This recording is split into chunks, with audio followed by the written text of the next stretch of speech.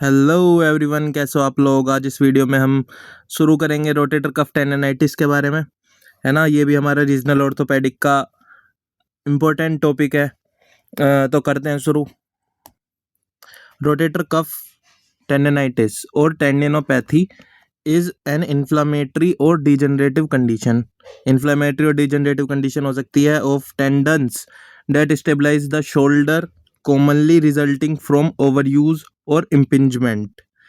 इसका मतलब ये है कि जो टेंडन होते हैं हमारे, रोटेटर कफ मसल्स होती है ना, हमारी 4 मसल्स होती हैं, तो वो क्या करती है, शोल्डर को स्टेबलाइज करती है। उनका क्या हो जाता है, इन्फ्लामेटरी और डिजेनरेटिव चेंजेस आने लगते हैं उसके अंदर, ओवर यूज की वजह से, इम्पिंजमेंट की वजह से। उसको हम बोलते हैं रोटेटर कफ टेंडनाइटिस। आइटिस मतलब इन्फ्लामेशन, है ना। मतलब रोटेटर कफ की जो मसल्स होती हैं ना, 4 मसल्स जो शोल्डर को स्टेबलाइज रखती हैं, उसके मतलब टेंडिनोपैथी है कि टेंडनोसिस हो सकता है। अब देखते हैं आगे। It is a frequent cause off shoulder pain, particularly in individual over 30 or those aging and those engaging in overhead activity। ये इससे क्या होएगा, हमारा शोल्डर पेन बहुत ज़्यादा होता है, बार बार होता है हमें कि शोल्डर में पेन है। और ज़्यादातर ये 30 से ज़्यादा की उम्र वालों को होता है, और ओवरहेड एक्टिविटीज़ में इन्वॉल्वमेंट होती है इसकी। शोल्डर की ओवरहेड एक्टिविटीज़ होती है ना, उसमें हमारा रोटेटर कफ टेंडनाइटिस हो सकती है। अब देखते हैं रोटेटर कफ टेंडनोपैथी। अब ये एक टर्म है ना। इज एन अम्ब्रेला टर्म, मतलब कि इसके नीचे बहुत सारी चीजें आ सकती हैं। जैसे पहला आता है टेंडनाइटिस। अब रोटेटर कफ टेंडनाइटिस क्या होता है, एक्यूट इन्फ्लामेशन, जो एक्यूट हो तुरंत, ऑफ द टेंडन। कौन से tendons, supraspinatus, infraspinatus, teres minor और सबस्कैपुलरिस। ये चारों मसल्स हमारी रोटेटर कफ की होती हैं, है ना। तो रोटेटर कफ मसल्स के अंदर ये 4 मसल्स आती हैं, तो इसका एक्यूट इन्फ्लामेशन को हम बोलते हैं टेंडिनाइटिस। अब टेंडिनोसिस में क्या होता है, क्रोनिक मतलब पुरानी degeneration of collagen in the tendon. जो टेंडन के अंदर कोलेजन प्रोडक्ट होता है ना, उसका डिजेनरेशन होना विदाउट एक्टिव इन्फ्लामेशन, कोई भी एक्टिव इन्फ्लामेशन की बिना ही, धीरे धीरे धीरे धीरे पुराना क्रोनिक डिजेनरेशन होना।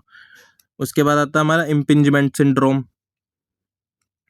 Irritation from tendons rubbing against the under side of the एक्रोमियम process. मतलब कि जो टेंडन हमारा मूव करेगा ना, इन मसल्स का टेंडन कॉमनली तो सुपरास्पाइनेटस करता है ना, तो वो इम्पिंज हो जाता है। मतलब वहाँ पे थोड़ा रब करता है उसमें बरसा के नीचे। देखो इस डायग्राम में देखो, जैसे मूवमेंट हो रही है, एबडक्शन हो रहा है ऐसे, है ना।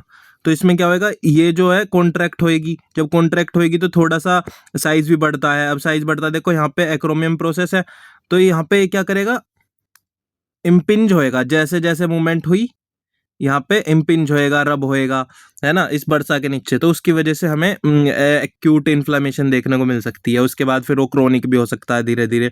तो ज़्यादा रिपीटेटिव और ओवरवर्क की वजह से हमारा ये देखने को मिलता है, रोटेटर कफ टेंडनाइटिस। अब एक बार एनाटमी देख लेते हैं। Anatomy of rotator cuff.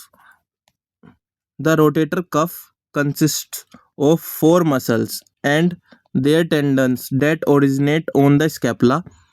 Scapula से ओरिजिनेट होते हैं, and insert on to the proximal humerus. ऊपर की ह्यूमरस जो बोन है हमारी, उस पे अटैच हो जाते हैं, इंसर्ट होते हैं।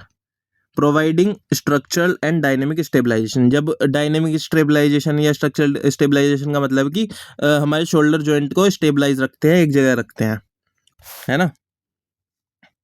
अब सुप्रास्पाइनेटस देखते हैं, इन मसल्स में से कहाँ होती है, insert on the superior facet of the greater tuberosity.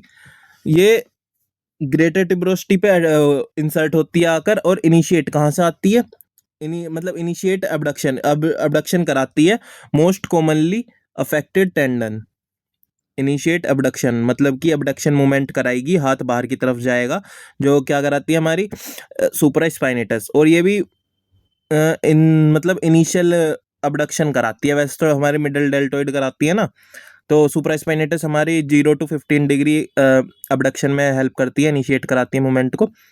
अब नेक्स्ट मसल आती है हमारी infraspinatus. infraspinatus. Insert on the middle facet of the greater tuberosity, performs external rotation. इसका पहले का काम था अबडक्शन कराना सुप्रास्पाइनेटस का। इंफ्रास्पाइनेटस क्या कराती है? एक्सटर्नल रोटेशन कराती है, और ये मिडल फेसेट पे अटैच होती है ग्रेटर ट्यूबरोसिटी के, और सुप्रास्पाइनेटस हो रही थी हमारी सुपीरियर फेसेट पे ग्रेटर ट्यूबरोसिटी। नेक्स्ट आती है मसल हमारी teres minor. Insert on the inferior facet of the greater tuberosity, performs external rotation. ये कहाँ इंसर्ट होती है? Insert on the inferior facet. अब देखो जो फर्स्ट मसल थी वो हो रही थी सुपीरियर, फिर वो उसके नीचे दूसरी मसल इंफ्रास्पाइनेटस, वो कहाँ हो रही थी हमारी मिडल फेसेट पे। अब उसके नीचे और टीरिस माइनर, ये कहाँ हो रही है हमारी इंफीरियर फेसेट पे। तो इस तरीके से आप याद रख सकते हो, है ना। तो ये क्या कराती है हमारी? एक्सटर्नल रोटेशन कराती है टीरिस माइनर। अब subscapularis. Insert on the lesser tuberosity, performs internal rotation. ये हमारी लेसर ट्यूबरोसिटी पे इंसर्ट करती है और हमारी इंटरनल रोटेशन परफॉर्म करवाती है। Relevant structure. The subacromial bursa sits between the acromion and the rotator cuff tendons, protecting them from friction. अब क्या होता है? सब एक्रोमियल बर्सा जो मैंने आपको दिखाया था ना, देखो दिखा देता हूँ फिर से। ये वाला जो है पार्ट है सब एक्रोमियल बर्सा, एक मिनट, ये है सब एक्रोमियल बर्सा। तो क्या लिखा है? The subacromial bursa sit between the acromion, acromion जो बोन है स्कैपुला का पार्ट है, and the rotator cuff tendon, उनके बीच में होता है, प्रोटेक्टिंग देम फ्रॉम फ्रिक्शन, और फ्रिक्शन से बचाता है। अब इसकी बायोमैकेनिक्स देखते हैं हम।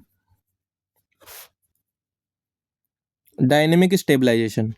The rotator cuff act as a dynamic stabilizer. ये जो मसल्स हैं वो डायनेमिक स्टेबलाइजर्स की तरह एक्ट करती है, keeping the humeral head compressed with in the shallow glenoid fossa during movement, है ना।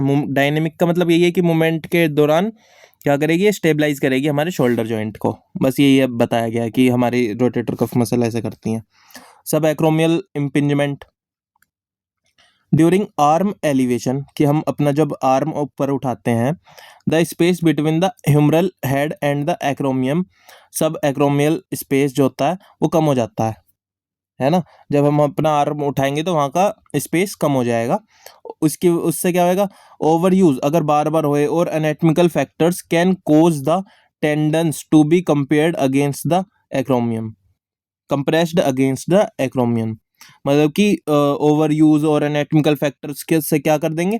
टेंडन को कंप्रेस करेंगे और अगेंस्ट द एक्रोमियम, और वहाँ पे वो रब वगैरह होएगा तो इन्फ्लेमेशन हो सकती है। अब इसकी टेंडनाइटिस की वो देखते हैं ईटियोलॉजी रोटेटर कफ टेंडनाइटिस की। Over use repetitive activity, working with hands above shoulder height. सबसे पहला ईटियोलॉजी तो यही है कि ओवर यूज या फिर रिपीटेटिव एक्टिविटी कर रहे हैं, और कहाँ ओवर मतलब विद हैंड अबव शोल्डर, मतलब above shoulder over head activities कर रहे हैं हम। जैसे कि पेंटर काम करते हैं, है ना, कारपेंटर्स, या फिर थ्रोइंग स्पोर्ट्स, कोई ऐसा है कि बेसबॉल फेंक रहे हैं बार बार, है ना, वो रिपीटेटिव एक्टिविटी हो रही है। वॉलीबॉल खेलते हैं, और स्विमिंग। नेक्स्ट कोज क्या हो सकता है हमारा? Extrinsic impingement, compression, structural changes in the एक्रोमियम, जैसे कि हुक्ड टाइप, सब एक्रोमियल स्पर्स, और पोस्चर चेंजेस। अगर एक्रोमियम ही थोड़ा मतलब हुक शेप का हो गया तो वो और ज़्यादा टेंडन को क्या करेगा? वो करेगा, इम्पिंज करेगा बार बार। कि जैसे एक मिनट मैं यहाँ पे बना के दिखा देता हूँ आपको, यहाँ पे बना देता हूँ। अगर एक्रोमियम ऐसा हो गया, थोड़ा हुक शेप हो गया, तो यहाँ से आ रही है हमारी मसल्स, है ना। ये मसल जब वर्क करेगी तो इसमें ये क्या करेगा, चुभेगा, इम्पिंज करेगा, तो इन्फ्लेमेशन हो सकती है।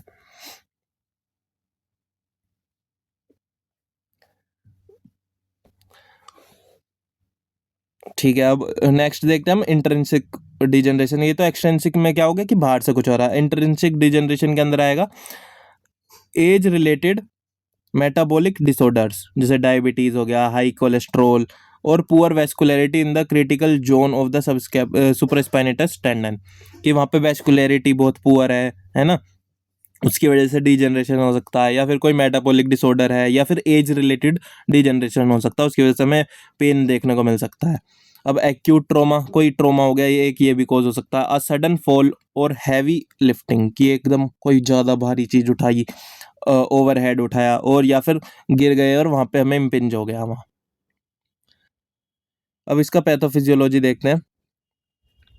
Initial injury, micro trauma due to impingement और ओवर यूज। शुरुआत में क्या होएगा, माइक्रो ट्रोमा होएगा, जैसे इम्पिंजमेंट की वजह से, ओवर यूज की वजह से, उससे क्या होएगा, triggers an inflammatory response, inflammation होएगी। सेकंड रिपीटेटिव ट्रोमा में आएगा constant irritation leads to tendon degeneration. अब बार बार वही चीज हम कर रहे हैं, है ना, तो उससे क्या होएगा, टिश्यू डिजनरेशन होने लगेगा, टेंडन डिजनरेशन होने लगेगा। Fibrous tissue changes and vascular changes, मतलब वहाँ पे वेस्कुलर चेंजेस भी आने लगेंगे ब्लड सप्लाई में, या फिर फाइब्रस टिश्यू भी चेंज होने लगेगा, थोड़ा डिजनरेट होने लगेगा। प्रोग्रेशन, कंटिन्यूड ट्रोमा की बार बार हो रहा है, repetitive, can lead to partial thickness tear, है ना, ये फिजिकल डैमेज भी दे सकते हैं, या फिर फुल थिकनेस टीयर, डिजनरेशन की वजह से, इम्पिंजमेंट की वजह से टीयर भी हो सकता है हमारे टेंडन में। Chronic phase, the body fails to heal the tendon properly.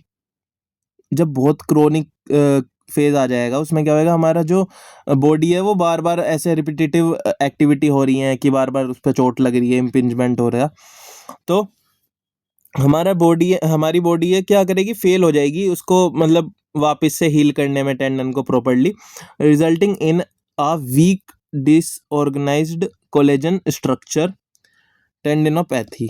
उसके बाद क्या होएगा, वहाँ पे डिसऑर्गेनाइज्ड कोलेजन स्ट्रक्चर, वहाँ का स्ट्रक्चर डैमेज हो जाएगा, और वहाँ पे फिर पेन परसिस्टेंट हो रहेगा क्रोनिक फेज में, कि जी अब मेरे कंधे में दर्द रहता है, ऐसा पेशेंट बोलते हैं ना कि काफ़ी समय से है, तो वो क्रोनिक फेज होता है। तो आज की इस वीडियो में इतना ही। नेक्स्ट वीडियो में क्लिनिकल फीचर, मैनेजमेंट, एग्जामिनेशन और स्पेशल टेस्ट पढ़ेंगे हम रोटेटर कफ टेंडनाइटिस का। वीडियो कैसी लगी कमेंट में ज़रूर बताना, चैनल को सब्सक्राइब करना ऐसी और वीडियोज़ के लिए, और शेयर करना अपने दोस्तों के साथ। जब तक के लिए thank you, bye bye, part 2 में मिलते हैं।